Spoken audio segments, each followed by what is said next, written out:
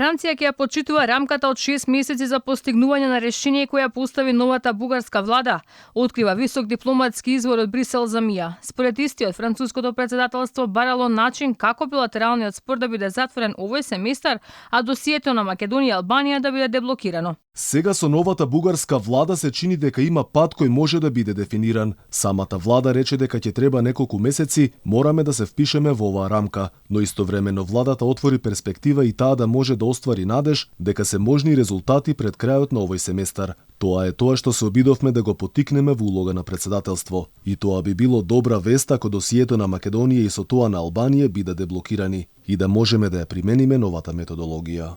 И додека Брисел најавува почитување на бугарските ултиматуми, македонскиот мандатар Димитар Ковачевски очекува конкретен однос со бугарскиот премиер Кирил Петков, кој следната недела доаѓа во Скопје.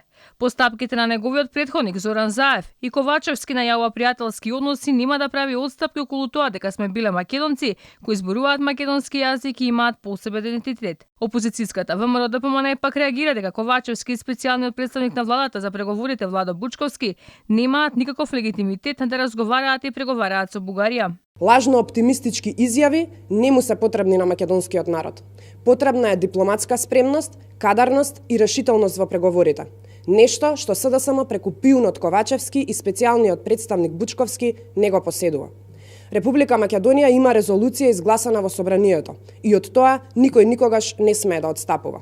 Со Ковачевски и Бучковски во тоа не сме сигурни. А Македонија ќе биде и во фокусот на Советот за безбедност кој го свикува бугарскиот шеф на државата Румен Радев. Иако ќе бара совети од државниот врв, Радев е дециден дека додека не бидат исполнети 6 барања, не може да има никаков напредок во тргањето на ветото. Сепак одлуката сега да го свика Советот најде на остра реакција од поранешната министерка за надворешни работи Екатерина Захариева. За неа Македонија не е приоритетот за кој треба да се занимава Бугарија во овој момент.